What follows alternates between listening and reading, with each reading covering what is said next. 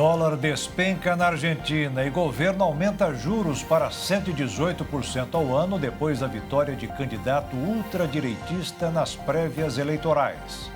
Deputados colhem assinaturas para instalar CPI sobre esquema de joias do governo do ex-presidente Jair Bolsonaro. Dos 5 maiores municípios que geram emprego no Brasil, 4 são ligados ao agronegócio. 17 milhões de pessoas vivem em comunidades e movimentam mais de 200 bilhões de reais por ano. Mercado de quase 170 bilhões de pets gira mais de 60 bilhões de reais na economia. Tempo ruim provoca cancelamento de mais de 60 voos no aeroporto Santos Dumont, no Rio de Janeiro. Perda de gelo na Antártica bate novo recorde. E quem chega ao litoral do Rio Grande do Sul são os pinguins de Magalhães. Agora no Jornal das 22.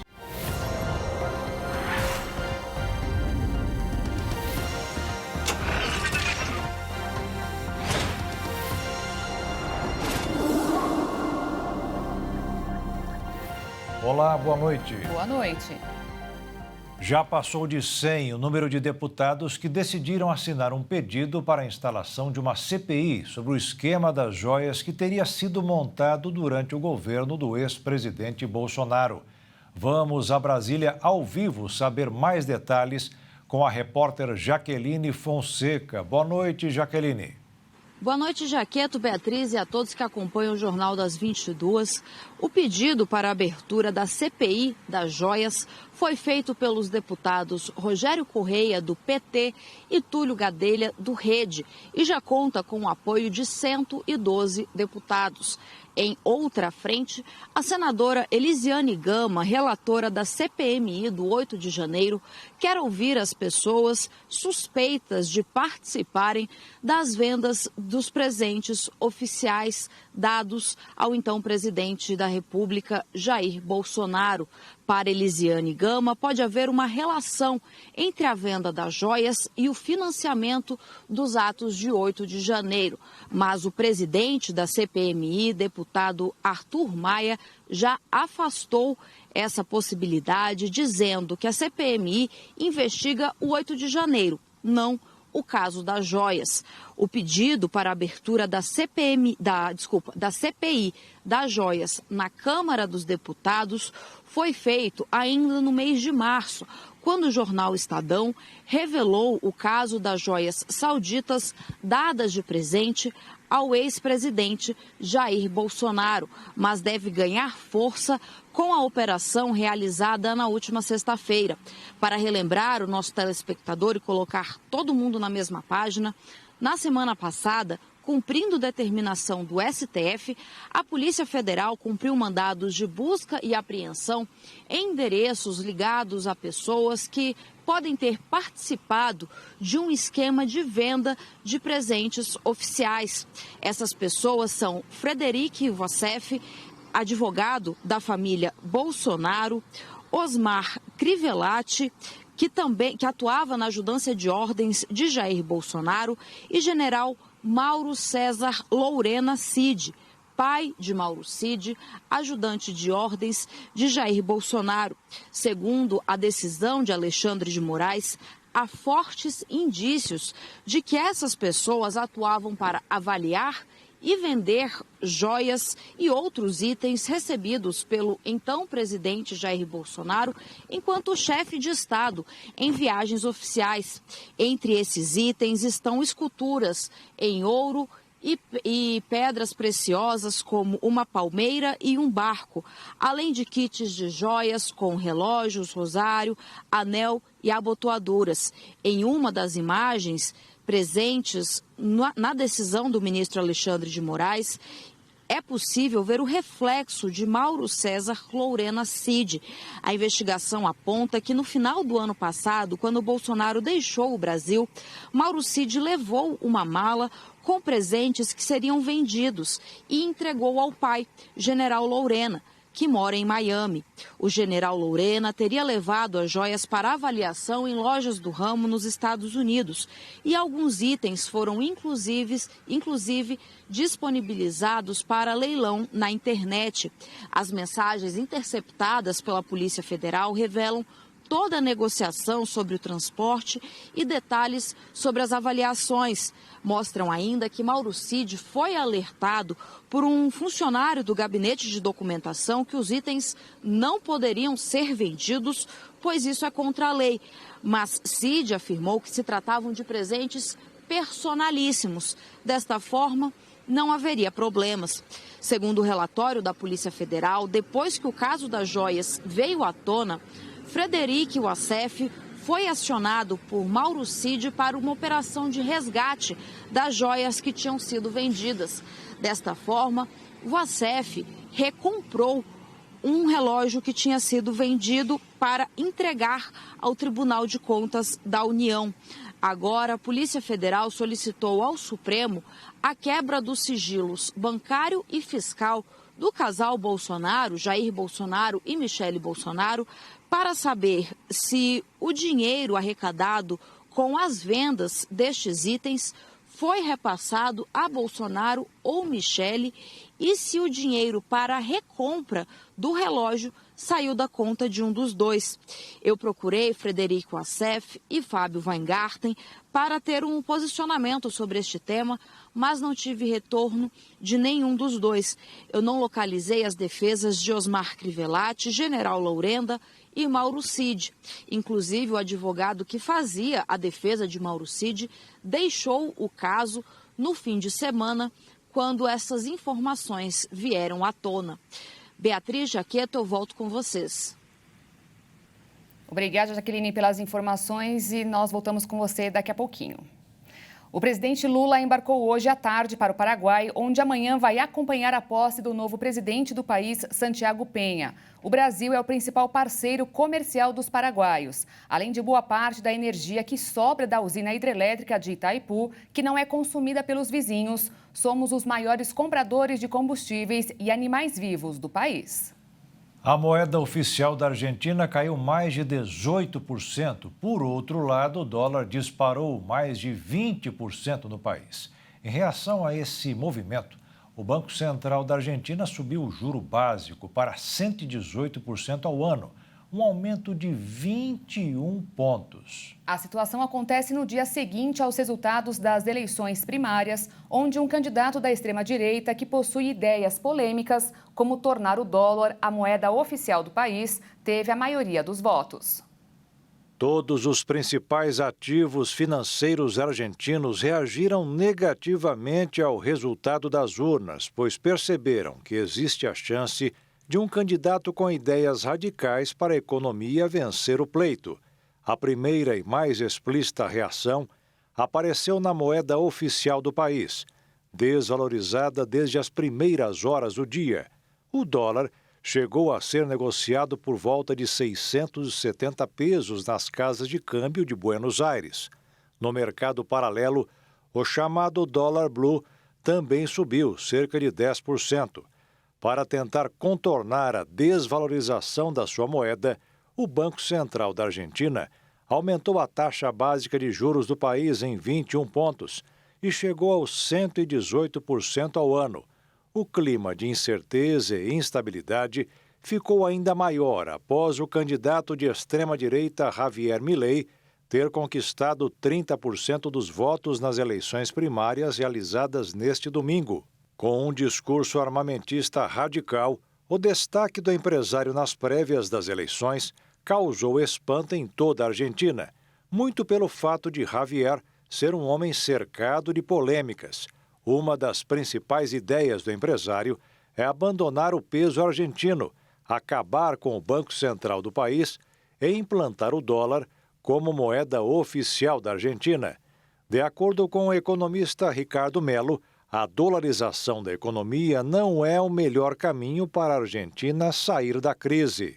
E para fazer isso, o que a Argentina teria que fazer? Aumentar imposto, reduzir custo, cortar a previdência, ou seja, todas iniciativas muito difíceis de serem feitas que seriam necessários para que a Argentina conseguisse de fato arrumar as contas. Então, dolarização é uma coisa que seria muito ruim para a Argentina e atrapalharia aquilo que já acontece na Argentina, que é esse caos financeiro. Só que, provavelmente, esse tipo de iniciativa difícil, um pouco fora da caixinha, né, coisas mais mirabolantes, é o que pode acontecer lá, porque a população tem empobrecido muito nos últimos anos e espera uma resposta dos governantes.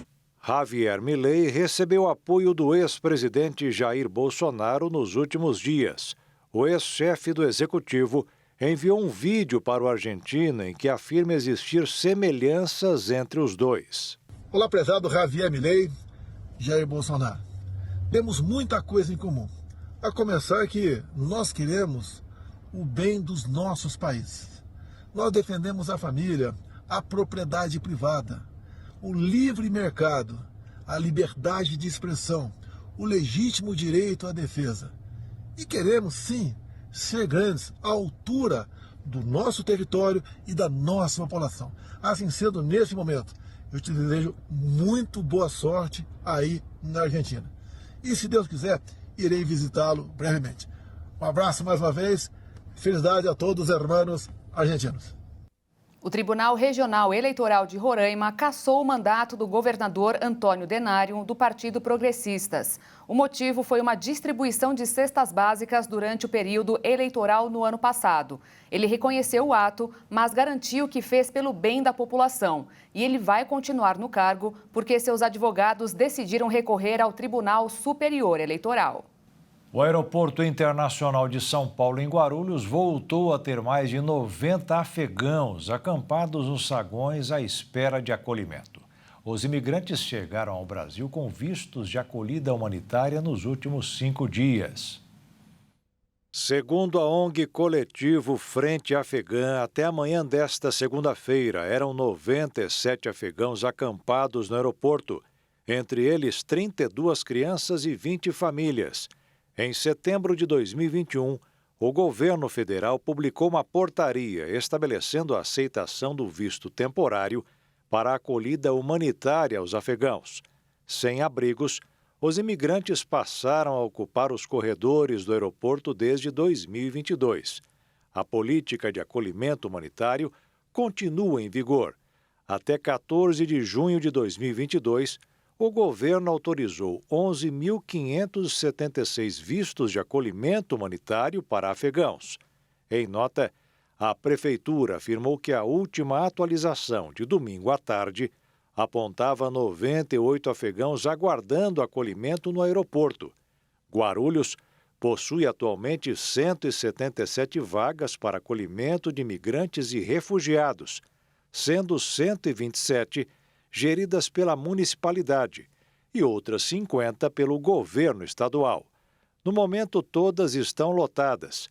A Secretaria Municipal de Desenvolvimento e Assistência Social está em contato com os governos estadual e federal e também com instituições parceiras, buscando vagas para acolhimento, mas não há previsão no momento. Em nota, o órgão informou que vai investir R$6.600.000 para o acolhimento de refugiados, sobretudo afegãos, em 7 equipamentos disponíveis na capital paulista e região metropolitana.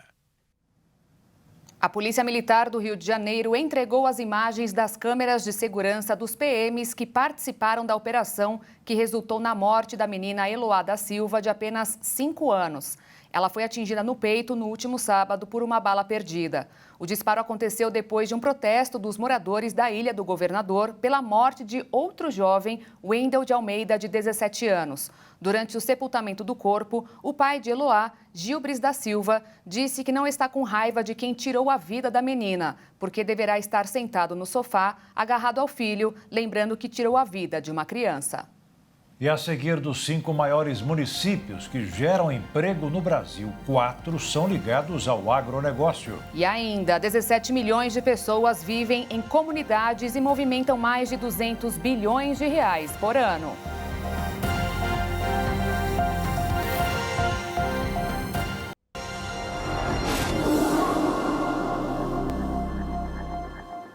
Estamos de volta e vamos direto a Brasília com mais informações da repórter Jaqueline.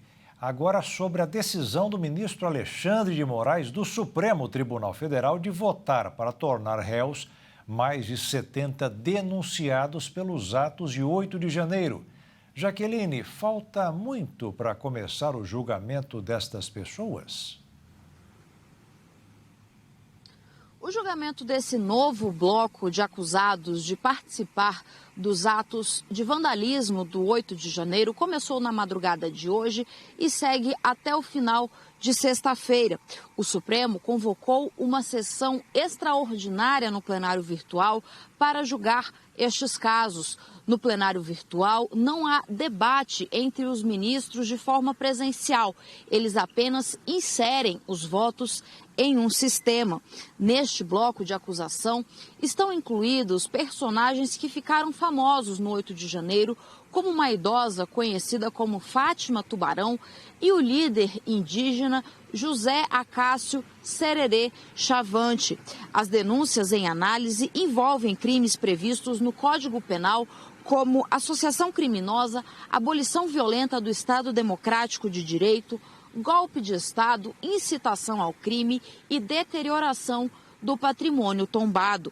Caso a maioria dos ministros siga o entendimento do relator, ministro Alexandre de Moraes, os acusados viram réus e o processo será iniciado. Aí haverá a coleta de provas, depoimentos de testemunha, argumentos da defesa e da acusação e depois o STF ainda vai julgar se essas pessoas serão condenadas ou absolvidas. E isso não tem prazo para ocorrer. Jaqueto, Beatriz, é com vocês. Obrigada, Jaqueline. Uma ótima noite para você. A atividade econômica do Brasil cresceu 0,63% em junho. No trimestre, a alta foi de 0,43%, o que significa desaceleração em relação aos 3 primeiros meses do ano. O número divulgado hoje pelo Banco Central é uma prévia do Índice Oficial do PIB, medido pelo IBGE, que será divulgado no dia 1º do mês que vem. Começando mais uma semana no mercado financeiro, os investidores repercutiram a divulgação do Índice de Atividade Econômica considerando a prévia do PIB, além de avaliarem o cenário internacional. O dólar subiu 1,26%, fechando em R$ 4,96. E a Bolsa caiu 1,06%, aos 116.809 pontos.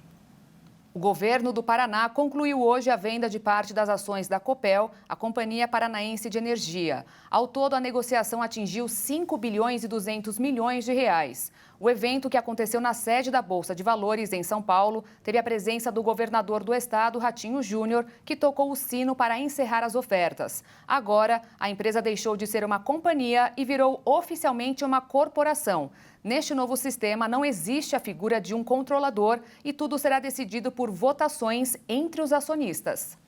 O Banco Central russo anunciou uma reunião extraordinária de política monetária para terça-feira, depois que a moeda local caiu para 100 rublos por dólar. É o menor valor desde março do ano passado. Essa desvalorização gera temores devido ao seu impacto no padrão de vida da população russa em um contexto de aumento da inflação. O rublo teve uma desvalorização de 30% em relação ao dólar desde o início do ano, devido à queda nas exportações, ao aumento dos impostos e dos gastos militares. O Banco Central da Rússia anunciou uma reunião extraordinária sobre o nível das taxas de juros, que subiram em julho para 8,5%, acima das expectativas do mercado. Os resultados da reunião serão anunciados no final da manhã local, madrugada do Brasil.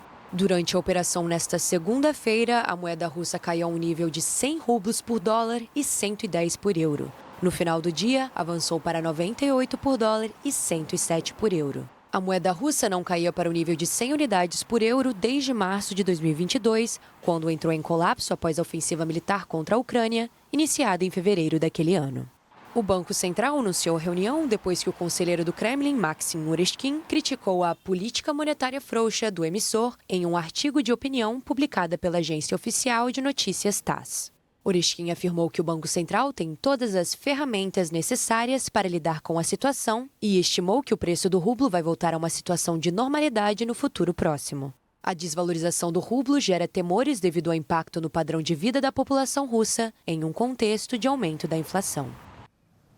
Os clientes de planos de saúde vão poder trocar de operadora antes do prazo de permanência mínima se ficarem insatisfeitos com a retirada de algum hospital ou do serviço de urgência e emergência do prestador hospitalar da rede. A decisão foi tomada hoje pela ANS, Agência Nacional de Saúde Suplementar. Atualmente, o cliente só pode trocar o serviço de uma empresa por outra depois de cumprir prazos mínimos que variam de 1 a 2 anos. A medida deverá entrar em vigor assim que for publicado no Diário Oficial da União, o que está previsto para essa semana. O agronegócio, um dos destaques da economia brasileira, também está impulsionando a geração de empregos no país. Um levantamento mostra que dos 5 municípios com maior número de vagas abertas no primeiro semestre, 4 estão ligados à atividade agrícola. Com a taxa de desemprego no menor patamar desde 2014, algumas cidades do país estão se destacando na criação de novos empregos.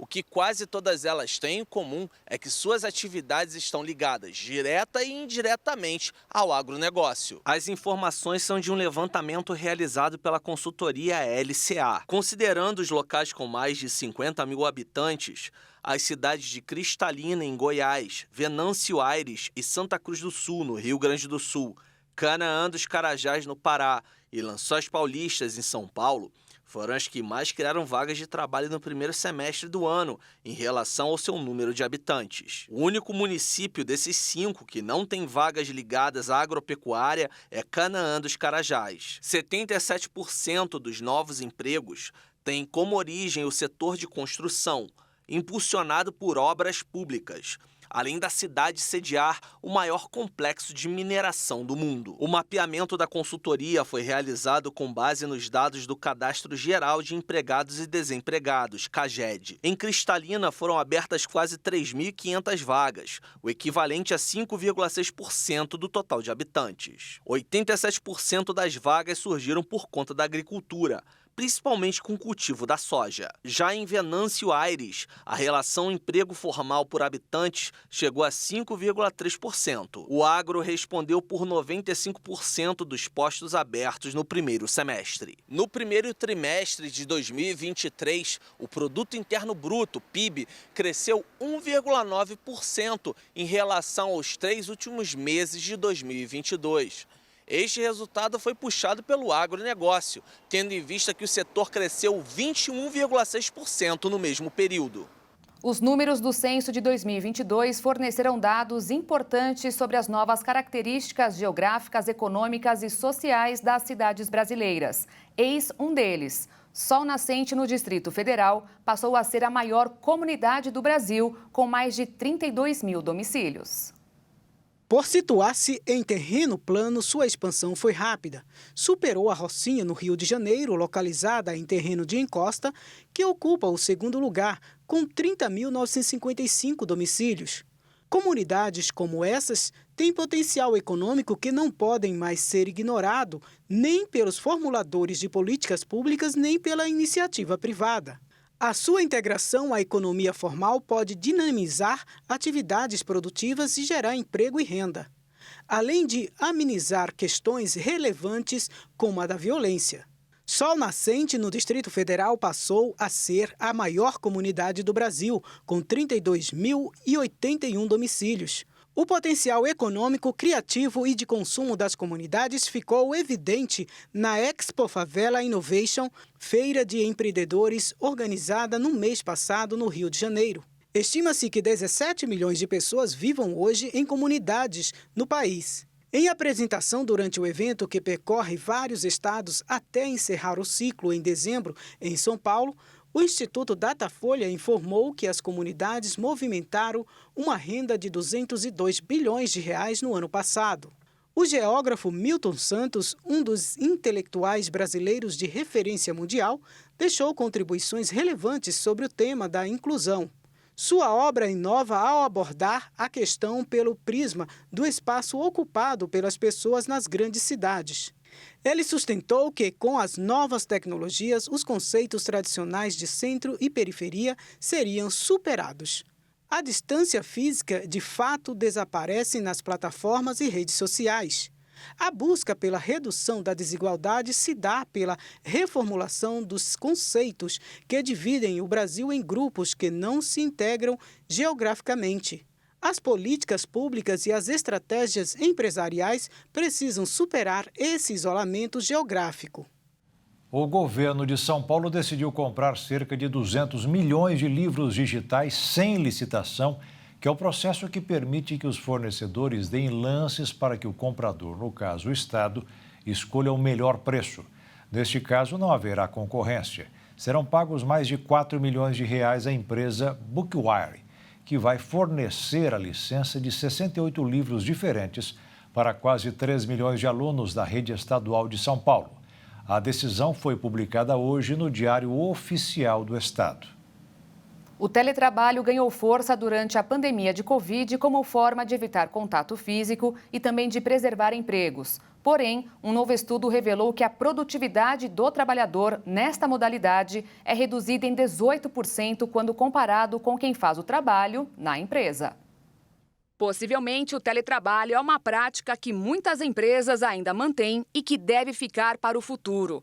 Ainda que muitos defendam que, além de ser mais cômodo e que promove um maior equilíbrio entre o trabalho e a vida pessoal, trabalhar a partir de casa é mais produtivo. Um estudo feito por economistas das universidades norte-americanas MIT e da Califórnia apontou que o teletrabalho reduz a produtividade. Para isso, foram divididos 2 grupos compostos por 235 trabalhadores da cidade de Chennai, na Índia, por 8 semanas, onde as pessoas de um dos grupos trabalhavam de casa e as do outro na empresa. Os resultados mostraram que aqueles que estavam em home office eram 18% menos produtivos, com base na velocidade de digitação na rede, comparativamente aos que trabalhavam no escritório. Além disso, foi estipulado que os trabalhadores da empresa cumpriam um horário normal das 9 da manhã às 5 da tarde, enquanto os que estavam em casa podiam escolher quando iriam realizar as 35 horas semanais. Um dos economistas explicou que algumas pessoas podem optar por trabalhar a partir de casa, mesmo que saibam que são menos produtivas, porque precisam estar no seu lar durante o dia, devido a vários motivos, como cuidar dos filhos. E a seguir, mercado de quase 170 bilhões de pets gira mais de 60 bilhões de reais na economia. E veja também, o tempo ruim provocou o cancelamento de mais de 60 voos no aeroporto Santos Dumont, no Rio de Janeiro.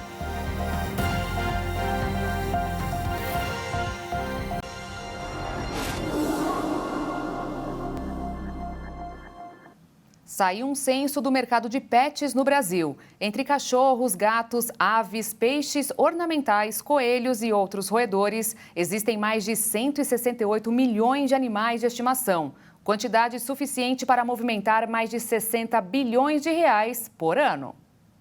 Quase todo brasileiro tem um pet em casa. A ABIMPET calcula que 90 milhões de lares do país tenham pelo menos um animal de estimação. E a maioria ainda prefere os cães. Ao todo, são 68 milhões de cachorros, 42 milhões de aves, 34 milhões de gatos, 22 milhões de peixes ornamentais e 2 milhões de outros animais, como coelhos, roedores e outras espécies exóticas, totalizando 168 milhões de animais de estimação nos lares do país. A busca por um pet tem crescido nos últimos anos pelo envelhecimento dos brasileiros e também pelo menor número de filhos por família. E é claro que os bichinhos movimentam bastante a economia. Só no ano passado, a soma do faturamento da indústria, varejo e serviços voltados a esse segmento chegou a 60 bilhões de reais, alta de 16% em relação a 2021. E a previsão é que esse mercado fique ainda mais aquecido em 2023. A expectativa é de crescimento de 10% nas vendas de produtos para pets até o final desse ano. A cidade do Rio amanheceu com nebulosidade e chuva nesta segunda-feira. De acordo com a empresa brasileira de infraestrutura aeroportuária, 82 voos foram cancelados e 130 atrasaram. devido à falta de visibilidade e chuvas até às 4 horas da tarde, no aeroporto Santos Dumont, no centro do Rio de Janeiro. A Infraero informou que o Santos Dumont operou de 6h20 às 10 da manhã abaixo dos mínimos para decolagem em função de condições meteorológicas adversas. No início da tarde, as operações foram normalizadas, os pousos e decolagens ocorreram com auxílio de instrumentos, disse o comunicado. No início da tarde desta segunda-feira, uma mãe já esperava há 16 horas por um voo junto à filha, uma bebê de colo. Elas chegaram ao aeroporto por volta das 19 horas de domingo, mas às 13 horas desta segunda-feira ainda não tinham conseguido embarcar. O aeroporto do Galeão operava normalmente para pousos e decolagens nesta manhã e já tinha recebido 14 voos alternados do Santos Dumont. Segundo o Climatempo, a previsão foi de chuva isolada e céu encoberto durante todo o dia. As temperaturas variaram entre 19 e 26 graus. Mais de 11 mil brasileiros alteraram o nome após a lei federal promulgada em junho do ano passado, que permite qualquer cidadão maior de 18 anos modificar seu nome diretamente em cartório. Antes da lei, era permitido alterar o nome apenas nos primeiros 12 meses da maioridade, ou seja, entre os 18 e 19 anos. Porém, o processo não era simples. Após a solicitação, o pedido ainda era analisado judicialmente e teria que ter um fundamento considerado para seguir. O processo era demorado e, por esse motivo, muitas pessoas deixavam de tentar alterar o nome. Após a lei, também é permitido incluir sobrenomes de pais, avós, padrastos ou madrastas diretamente no cartório. São Paulo é o estado onde mais pessoas decidiram alterar ou modificar o nome. Na sequência, aparecem Minas Gerais, Paraná, Bahia e Ceará. As pessoas interessadas em alterar o nome devem ir ao cartório de registro civil com o RG e o CPF. Após essa primeira etapa, entidades expedidoras de identidade do passaporte, como o Tribunal Superior Eleitoral, serão notificadas. Caso o solicitante queira desistir da mudança, é necessário entrar com uma ação. A troca de nome pode ser realizada apenas uma vez. Já de sobrenome, ainda não existe um limite. Valores são tabelados por estado. Em São Paulo, por exemplo, paga-se em torno de R$ 166. A Lei de Registros Públicos também permite a mudança de nome de recém-nascidos em até 15 dias após o registro, caso haja consenso entre os pais. Uma das profissões mais importantes do Brasil, os professores, sofrem com a disparidade de salário em todo o país. Em algumas cidades, os profissionais não recebem nem mesmo o piso. Já em outra cidade, tem professor ganhando R$ 19 mil por mês. Os dados referentes ao ano de 2020 sobre profissionais que trabalham 40 horas semanais foram divulgados pelo INEP no final do mês passado. Em 631 municípios brasileiros e no estado de Alagoas, o piso salarial de R$ 2.886,24 não foi respeitado. Os professores da rede municipal da cidade de Grupiara, em Minas Gerais, que tinham uma jornada de 40 horas por semana, recebiam em média um salário mensal bruto de pouco mais de R$ 1.200, somando todos os adicionais e eventuais comissões por produtividade. Já em Paulínia, no interior de São Paulo, um profissional que trabalha o mesmo tempo e nas mesmas condições recebeu R$ 19 mil, 16 vezes mais. Mas isso tem um motivo. Como na cidade de Paulínia existe uma refinaria da Petrobras, o orçamento da cidade é de mais de R$ 2 bilhões. Essas cidades que possuem refinarias da Petrobras precisam direcionar para a educação 25% do que arrecadam em impostos. Com isso, Paulínia tem recursos para elevar o salário pago aos professores. Mas, de acordo com especialistas, esse valor é muito elevado. E pode ser que os professores da cidade tenham tido um bônus específico que não se repetiu nos outros anos. O contraste, embora menor, também foi detectado entre as redes estaduais. A renda média de um professor em Alagoas é de pouco mais de R$ 2.500.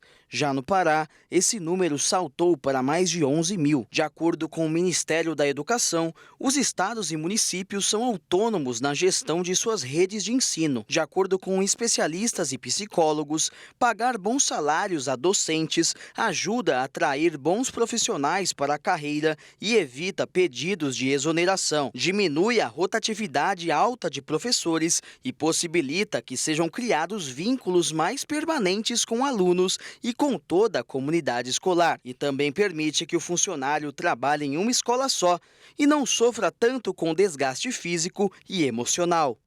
Por falar em salário, o craque brasileiro Neymar será o novo reforço do Al Hilal da Arábia Saudita. O clube árabe vai pagar cerca de 540 milhões de reais ao Paris Saint-Germain da França para contar com o brasileiro no time. Sendo assim, a maior transferência da história do futebol do país. Neymar assinou hoje um contrato de apenas 2 anos. No período, ele vai embolsar quase 2 bilhões de reais, somando salários e acordos comerciais. Amanhã, ele deverá ser apresentado oficialmente aos torcedores.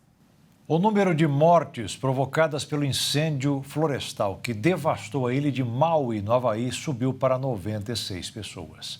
Os socorristas continuam procurando por dezenas de desaparecidos e quem sobreviveu à tragédia pressiona o governo local.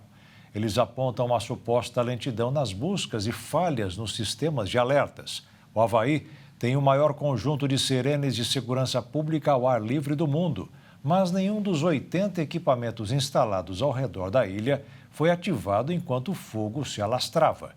O incêndio é considerado o mais letal dos Estados Unidos nos últimos 100 anos. E o governador do Havaí, Josh Green, admitiu que o número de mortos deve continuar subindo.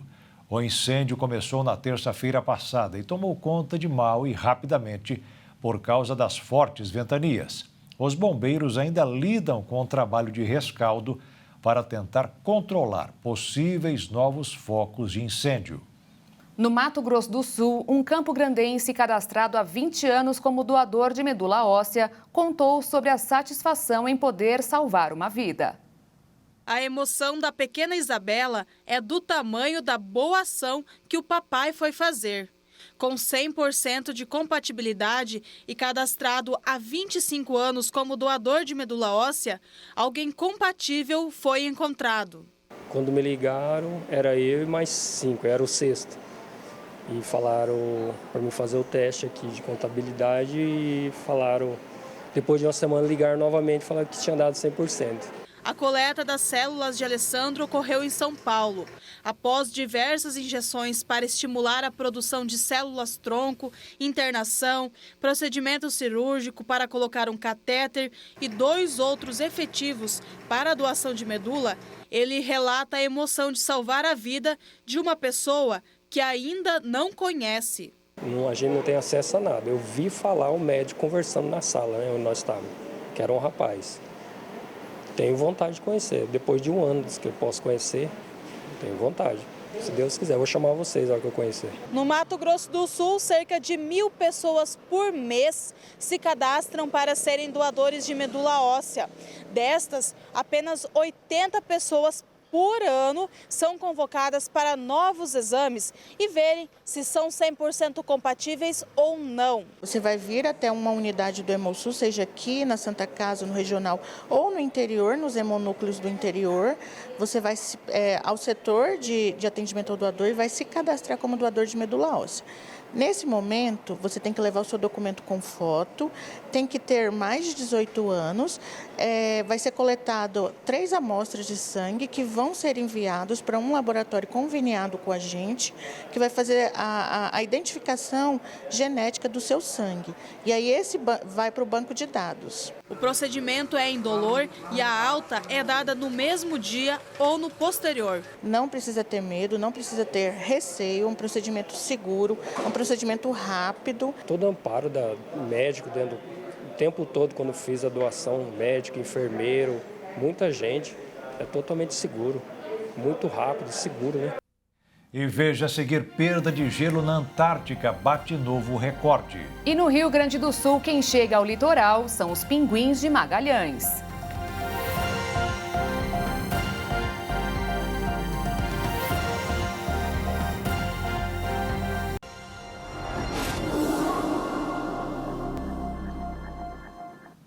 Em tempos em que a empatia anda fora de moda, câmeras de segurança flagraram um coletor varrendo uma calçada em Campo Grande, capital de Mato Grosso do Sul. No vídeo é possível ver o momento que uma das sacolas arrebenta e o lixo cai no chão. Logo depois, o profissional pega uma vassoura e uma pá e limpa o local.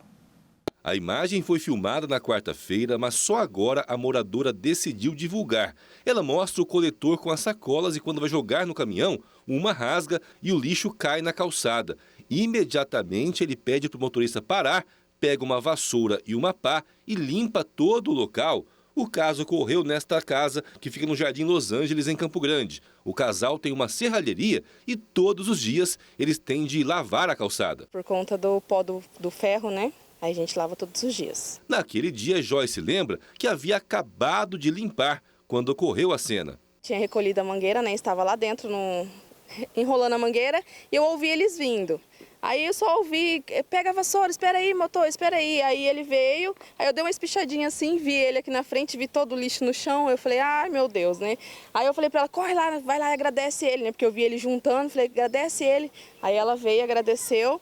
Aí ele até pediu um gelo, né? Falou, dá um gelo, mas não deu tempo porque o motorista não esperou e aí ele foi embora. Mesmo que seja uma atitude tida como obrigação por parte do coletor, nos dias de hoje não se espera muito a chamada empatia. Pensar no outro. Muita gratidão, que continue assim, né?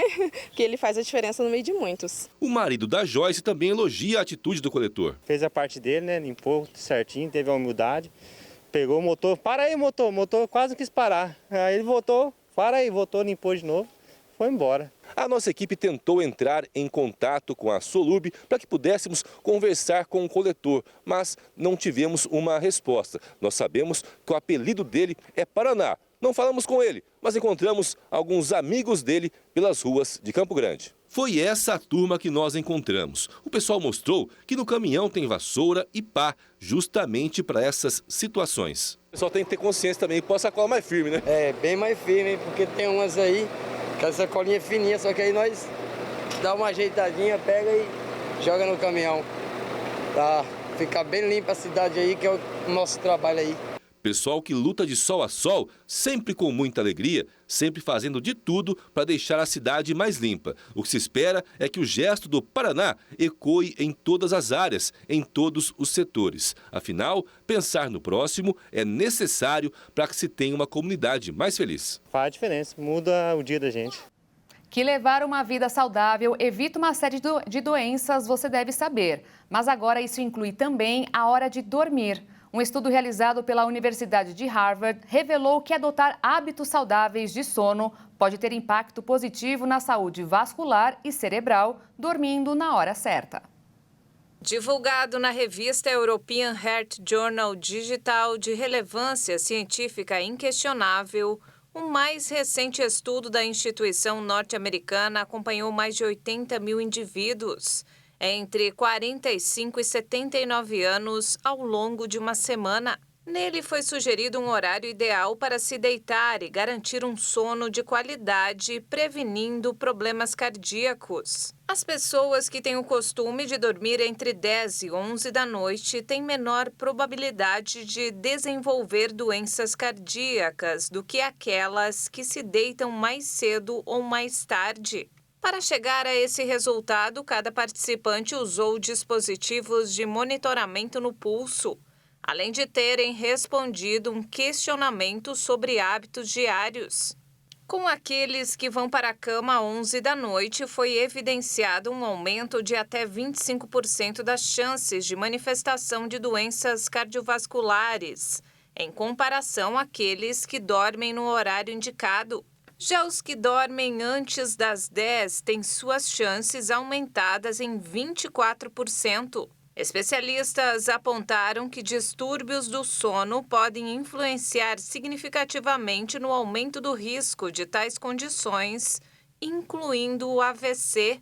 Durante o sono, o organismo passa por processos essenciais de reparo de limpeza, especialmente no cérebro, removendo toxinas acumuladas ao longo do dia. A interrupção desses processos pode afetar a saúde vascular E, por fim, ressalta a importância de manter uma boa qualidade do sono e seguir uma rotina regular, visto que ambos desempenham um papel crucial na manutenção da saúde cerebral e cardiovascular. Ou seja, a adoção de hábitos saudáveis de sono pode resultar em um impacto positivo na saúde vascular e cerebral. A quantidade de gelo descongelado na Antártida alcançou níveis jamais vistos. A situação ligou um alerta sobre o futuro do planeta Terra. A situação pode expor uma parte maior da camada de gelo ao oceano e permitir seu derretimento, o que pode causar o aumento do nível do mar e, como consequência, afetar populações costeiras do mundo todo. Essas questões são consideradas danos globais sem precedentes. Segundo uma equipe de cientistas, a diminuição do gelo foi impulsionada por ações dos seres humanos, como a queima de combustíveis fósseis que leva gases do efeito estufa à atmosfera. No ano passado, um grupo de cientistas alemães constatou que a queima de toda a reserva de combustíveis fósseis presente no planeta Terra jogaria pelo menos 10 trilhões de toneladas de carbono na atmosfera. A ação provocaria um aquecimento do planeta Terra e faria a imensa maioria da calota de gelo polar se derreter e elevar os níveis dos oceanos em até 60 metros. Para termos uma noção da defasagem de gelo na região, no final do mês de junho, 11.700.000 quilômetros quadrados do oceano ao redor do continente eram cobertos por gelo. E esse número é quase 3 milhões a menos do que a média esperada em aproximadamente 40 anos. As geleiras são as principais responsáveis por regular temperaturas do oceano e do ar, circular a água oceânica e preservar os pinguins da região. Menos gelo na região também significa menor proteção contra os raios solares, que podem elevar a temperatura da água, dificultando o congelamento. E enquanto o gelo derrete, o litoral do Rio Grande do Sul recebe os pinguins de Magalhães. Estes não gostam do frio excessivo, enfrentam bem as águas com temperaturas de até 30 graus. A natureza é repleta de fenômenos surpreendentes. Um deles é a jornada imensurável dos pinguins de Magalhães, que atravessam milhares de quilômetros, se deslocando das Ilhas Malvinas, Argentina e Chile para encontrar abrigo nas águas brasileiras durante o inverno. Uma jornada de perseverança em busca de sobrevivência. O pinguim de Magalhães é a espécie de pinguim mais comum aqui na costa brasileira. É uma espécie que se reproduz na Patagônia Argentina, nas Ilhas Malvinas e um pouquinho na Patagônia chilena também. E todos os anos, nos meses de outono e inverno, eles migram aqui para o sul e sudeste do Brasil. O processo migratório dos pinguins de Magalhães acontece nesse período de outono e inverno. Então é muito comum que a gente note a presença desses animais na nossa costa, como é o caso desses 4 jovens pinguins que estão em reabilitação aqui no CRAN. Ao longo do caminho, eles enfrentam desafios, como correntes oceânicas, predadores marinhos, interação humana, poluição e mudanças nas condições climáticas, o que torna a sua jornada complexa. Muitos deles acabam sendo acometidos pela chamada seleção natural. Alguns encalham precisando de cuidados, outros em óbito. Durante esse processo, aqui em Rio Grande, o Centro de Recuperação de Animais Marinhos é responsável pelo acolhimento e tratamento das aves. E aqueles que enfrentam algum tipo de problema durante essa viagem, seja alguma dificuldade natural ou também algum impacto diante de todos os problemas que vêm causando degradação do ambiente marinho costeiro, esses indivíduos, então, eles acabam tendo a sua viagem interrompida e encalhando na beira da praia, necessitando de cuidado. Esses animais que têm ocorrido no nosso litoral, eles são sobretudo juvenis, que é o primeiro ano de vida, que estão fazendo essa viagem migratória pela primeira vez e que também, por isso, eles enfrentam mais dificuldades nessa viagem pela sua falta de experiência. E no momento nós estamos com 4 animais em tratamento aqui no CRAN, 4 pinguins de Magalhães juvenis, que já passaram pelo período de quarentena, que receberam todo o tratamento de acordo com o nosso protocolo de tratamento para essa espécie e que no momento eles estão em fase de engorda, que ainda estão magros, ainda estão fracos, precisam melhorar sua condição corporal para que no futuro eles possam retornar para o mar. Durante sua travessia, os pinguins se encontram a maior parte do tempo no mar. Mas é comum notar a presença dos animais na orla das praias, principalmente quando eles precisam desse suporte de vida. Apesar de despertar a curiosidade dos moradores e turistas, é importante resguardá-los e tomar alguns cuidados essenciais. E o que nós orientamos é para que a população, sempre que encontrar um pinguim vivo fora da água, entre em contato conosco para que a gente possa providenciar o resgate, que se mantenha afastado do animal, que não deixe os animais domésticos se aproximarem, como cães principalmente, mas também gatos e outros animais, que não ofereça alimento, que não ofereça água e que não tente colocar o animal para dentro do mar outra vez. Que os pinguins, quando ocorrem debilitados na beira da praia, na sua maioria estão em situação de hipotermia. Então, os animais eles estão com frio, então também são animais que não necessitam, essa espécie de pinguim, ela não necessita do gelo para sobreviver, que também essa é uma questão bem mistificada para os pinguins. Então, a nossa orientação é nesse sentido. A migração dos pinguins de Magalhães é um testemunho da incrível adaptabilidade da vida selvagem às condições ambientais e humanas. E cabe a todos nós fazermos a nossa parte, cuidando e preservando os habitats marinhos. Afinal, a beleza e a vitalidade da natureza e das espécies também precisa ser apreciada pelas gerações futuras. E o Jornal das 22 termina aqui. Obrigada pela sua companhia, um ótimo fim de noite e início de semana para você e até amanhã. Boa noite, fique na paz. Tchau.